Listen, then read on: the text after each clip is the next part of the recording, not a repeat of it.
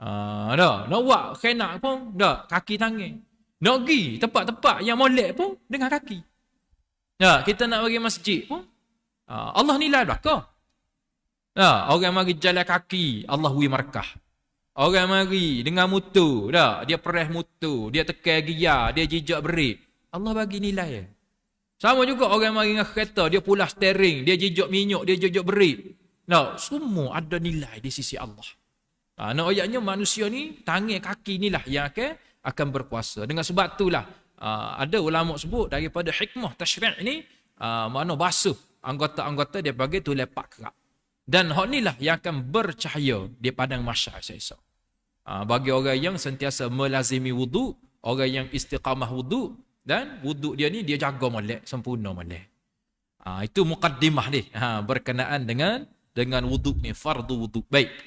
Ada lagi. Fardu wudu. Fardu wudu atau rukun wudu, yakni air sembahyang 6 perkara. Tutup lebah dulu ke? Tutup gugu dulu.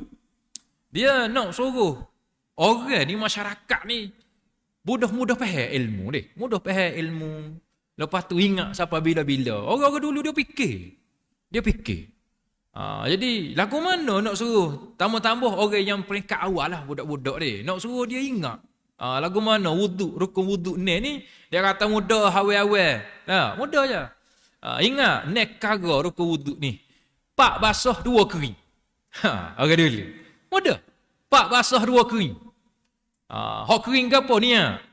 Hak basah ke apa? Basuh muka, basuh tangan, basuh kaki, basuh kepala. Hak tu kering, hak basah. Lepas tu soal lagi hak kering ke apa dia? Tertib ataupun mualla. Nak ayat orang-orang dulu, tutup lebah, tutup guru dulu. You nak ajar ni supaya agama ni biar kita boleh pergi kejap.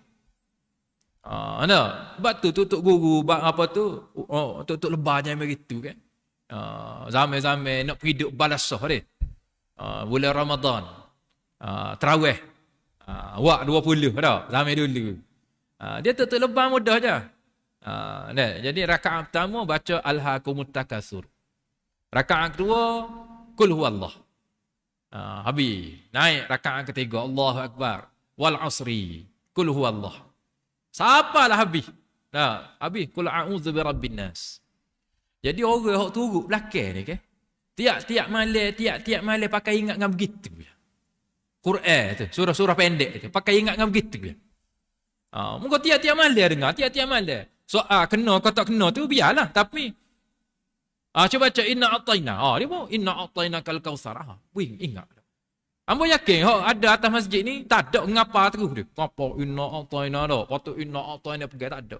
Kebanyakan ada pupuk kita ni adalah kita dengar. Sama ada daripada tu email baca, guru Quran baca, ataupun mak ayah tok nenek kita dulu. Dia baca kan. Dulu orang nak tidur cucu ke apa, dia baca qul huwallah lah, qul huwallahu ahad tepuk dia. Lah ni dak we telefon baru nera budak. Sebab tu orang dulu dia ingat mudah. Dia dah asuh. Jangan boleh yakin ayah-ayah ibu-ibu ada sini paling tidak pun 10 surah ingat dia. Quran 10 surah. Ambo yakin ingat. Dah pak dah. Iza ja 5. Tabat yadan ni. Inna a'taina 7. Ara'aita allazi 8. Alam tara kai 9. Li ila fi Quraish 10. Tokak tak ingat. Malu kau budak pasti. Walaupun tidak surah-surah pendek ni kita duk hadam dak. Kita duk baca, nak pedegah. Bahasa orang tua kata nak pedegah dalam semaya yang mana kita semaya zuhur asar tu. Tak pedegah. Kalau kita semaya berimeh pun kena baca surah sendiri. Kecuali semaya baca jahar. Nak maghrib, isyak, subuh tu, kalau kita semaya Jumaat, serah kepada imam. Tapi semaya secara sir ni, kita semaya sore pun kena baca surah sendiri. Kita semaya berimeh pun kita kena baca surah sendiri. Jadi surah-surah pendek ni lah yang menjadi pilihan. Inna a'taina tentu dah. Wal asri tentu dah. Qul huwallah tentu dah. Ambo tak ayat lain, ambo sendiri. Ambo sendiri. Tak ada. Ya. Ambo pun tak rajin. Ma yazhu. Amma yatasaalun. Anin naba'il azim. Allazi hum fihi mukhtalifun. Panjang. Ada. Memang surah-surah pilihan. Inna a'taina kal kautsar. Fasalli li rabbika wanhar. Nak ceritanya, orang tok-tok guru, ulama-ulama dulu, tok-tok lebah dulu besar jasa dia. Besar jasa dia. Semasa ataupun kita duk baca Quran tu, siapalah pahala kepada mereka. Salah satunya daripada wuduk ni. Dia ajar, dia kata awal mudah je. Ambil sembahyang ni mudah je awal. Ingat, 4 kering, 4 basah 2 kering. Itu rukun wuduk. Baik, pertama, niat. Tak kala membasuh awal atau satu bahagian daripada muka, yakni disertakan niat. Yang mana ingat dalam hati mengerjakan wuduk. Bila ketika mula membasuh sebahagian daripada muka, dengan tidak disyaratkan kekal niat itu hingga selesai basuh semua muka. Jadi mula-mula sekali dah niat ni adalah bila titisan air pertama tu jatuh ke wajah kita. Faham situ ya? Ada yang ulama berijtihad lah, yang berpendapat kalau kita nak basuh awal pun, nak niat awal pun tak ada apa.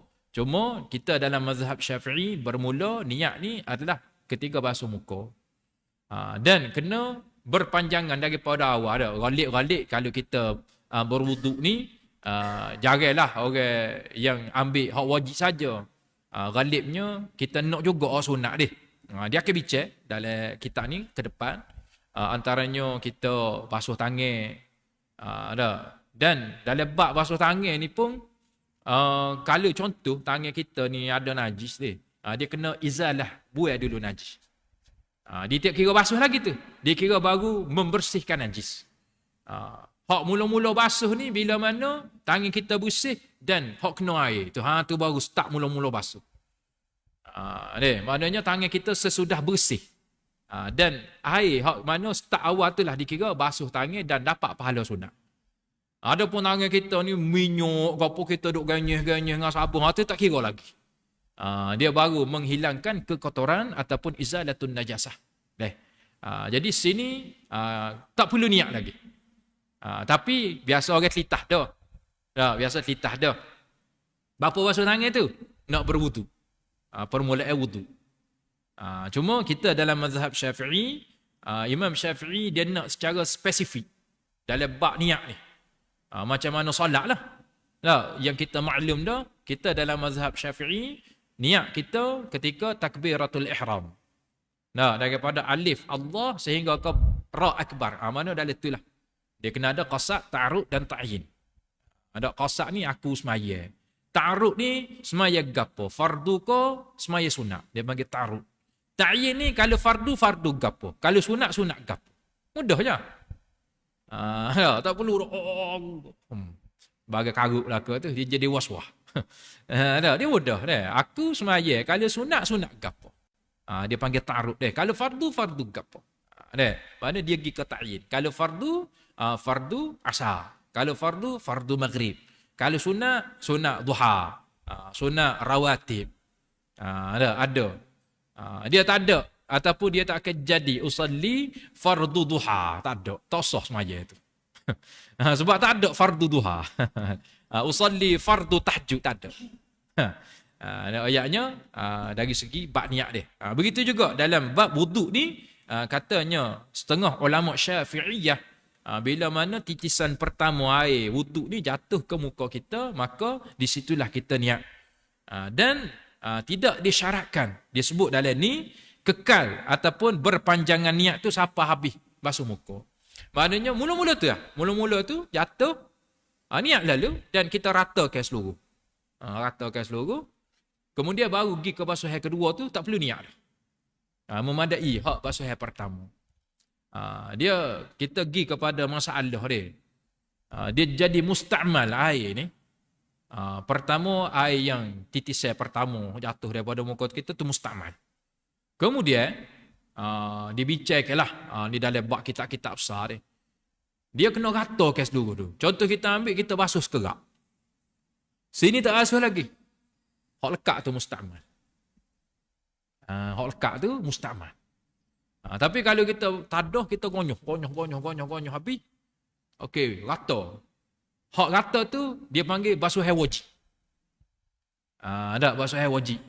Dan hak titik tu mustakmal. Tapi hak lekat tangan tu tak mustakmal. Dah, kena faham situ. Tak apa, kita akan bicara dalam bab ke depan dah. Dalam bab ke depan. Cuma bab niat ni tidak disyaratkan ataupun tidak diwajibkan berpanjangan.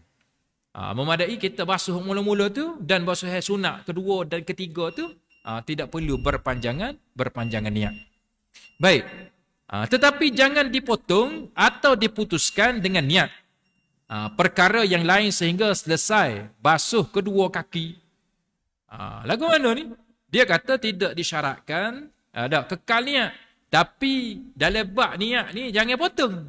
Maksud daripada sini, nak wuduk ni dalam keadaan fokus dan kalau boleh jangan bercakap. Jangan bercakap ketika mana kita berwuduk. Sebab hukum bercakap ni, ulama berpendapat adalah makruh.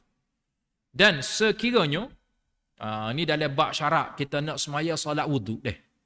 Kalau nak semaya solat wuduk, pertama sekali kita kena ambil pelakor. Hak sunat-sunat lah. Dan ketika mana kita berwuduk, kita kena jaga. Pertama sekali jangan bercakap. Dan yang kedua kena jaga aurat. Jaga aurat bagi orang lelaki kak. Jangan selok lah siapa nampak lutut. Bagi orang puan ni cerita lain deh. Maknanya dia nak basuh rambut ke apa, dia kena buka lah sikit, tak apalah. Cuma jangan siapa kau selok. Ni penting juga deh. Dalam bab aurat ni penting juga.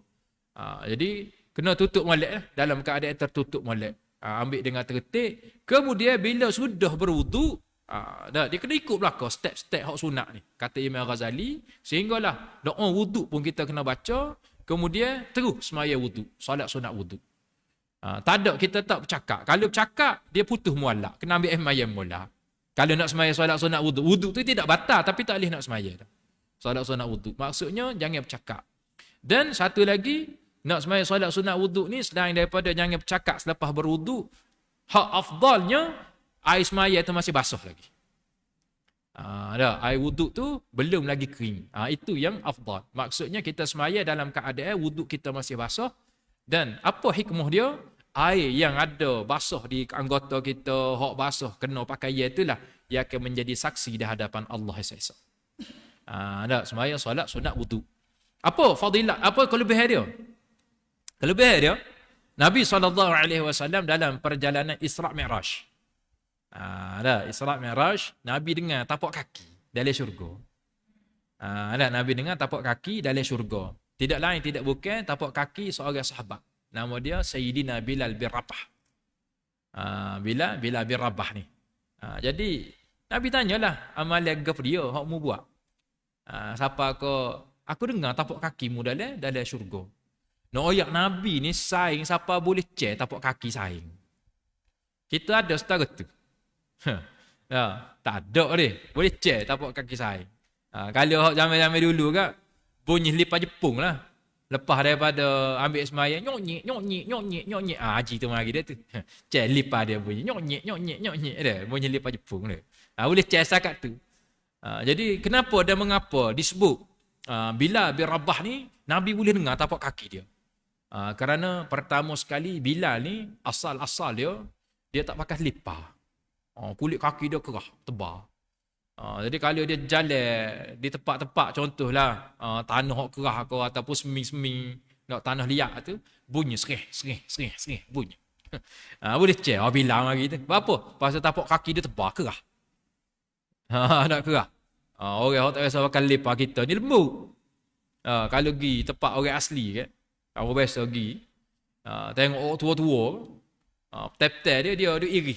Tumit dia kecoh kan, dia ambil pisau dia iri. Ya kerah hanya tumit putih luwih. Supaya tayar motor tumit dia. Nak ayat orang tumit kerah. Jadi bunyi bila ni dia jalan. Dan bila dah dia merdeka ke apa kan, dah dibebaskan. Dan dia boleh pakai piti, orang panggil nyemak lah sikit Bilal pun. Dia pakai sandal ataupun capah hok kerah. Sandal kerah ni. Kulit pada kulit kerah. Bunyilah bila jalan tu seret. Sebab tu Nabi boleh cek. Walaupun Nabi tak tengok, bunyi seret. Bilal mari dia tu. Bilal bin Rabah mari. Dan satu lagi ulama sebut Bapa yang Nabi boleh share tapak kaki Bilal ni? Sebab Bilal ni antara orang yang penting dalam hidup Nabi. Sebab Bilal ni muazzin, orang yang melaungkan azan. Mana Nabi sebut semua, hari-hari Nabi tanya, mana Bilal? Orang yang penting dalam hidup Nabi. Sebab tu masa wafatnya Nabi SAW, Bilal ni nak ayat dia cinta sangat kepada Nabi. Saya berdoa. Orang lain jerit. Semua jerit dah. Bilal ni duk nyandar di tiang. Nyandar.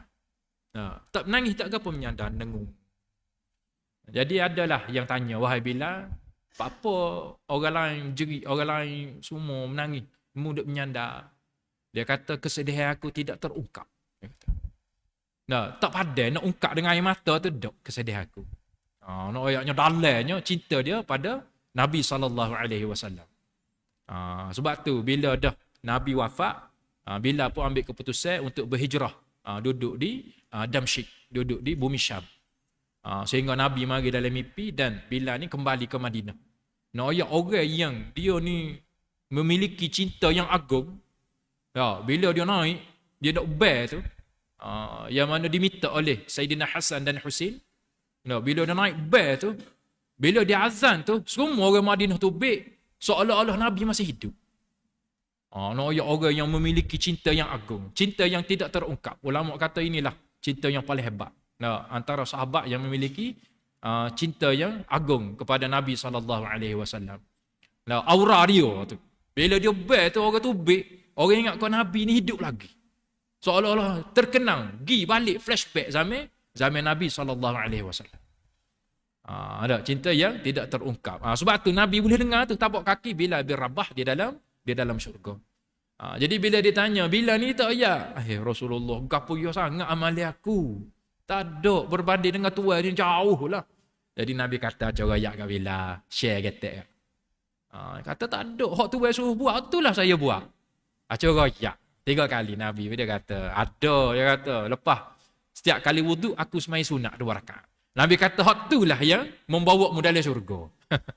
Adakah bila Nabi ayat kata dia berhenti buat? Padahal dah Nabi Amin dah cukup. Dah, kau kuat, kau banyak dia buat. Inilah iman yang ada pada para sahabat Nabi sallallahu alaihi wa alihi wa sahbihi wa baraka wasallam. Ayat besarnya fadilat yang mana berkait dengan wuduk ni. Pasal kita mungkin tidak didedahkan dengan maklumat ataupun cerita-cerita fadilat daripada Nabi, daripada ulama, jadi kita rasa benda tu benda yang biasalah ni. Tapi bila kita dah tahu betapa hebatnya fadilat, walaupun benda ni hari-hari kita buat, dan bila benda-benda hari-hari kita buat ni kita rasa macam tak ada gapo kot. Tak ada gapo kot dah. Moga hari-hari deh. Supaya orang pergi Mekah lah. Orang pergi Mekah. Orang jari pergi ni enggak. Tawah tu berair mata. Orang hok biasa pergi kan. Tak ada gapo. Kawan tawah sama. Tak ada gapo dah. Nak ceritanya bila dia tidak, orang panggil tak menghayati dia. Sama juga. Jadi kita tukar hari ni. Kita jadikan panggil wuduk ni satu benda yang besar dalam kehidupan kita.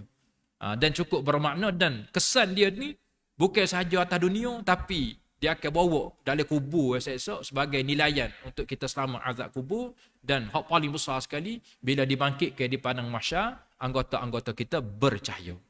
Wallahu subhanahu wa ta'ala alam. A'udzu billahi minasyaitonir rajim. Bismillahirrahmanirrahim. Allahumma fa'alna bima 'allimna wa zidna 'ilman katsira bi rahmatika ya arhamar rahimin. Allahumma faqihna fid din wa 'allimna ta'wil wa tafsir. Sallallahu ala sayyidina Muhammad wa ala alihi wa sahbihi wa baraka wa sallam. Alhamdulillahi rabbil alamin.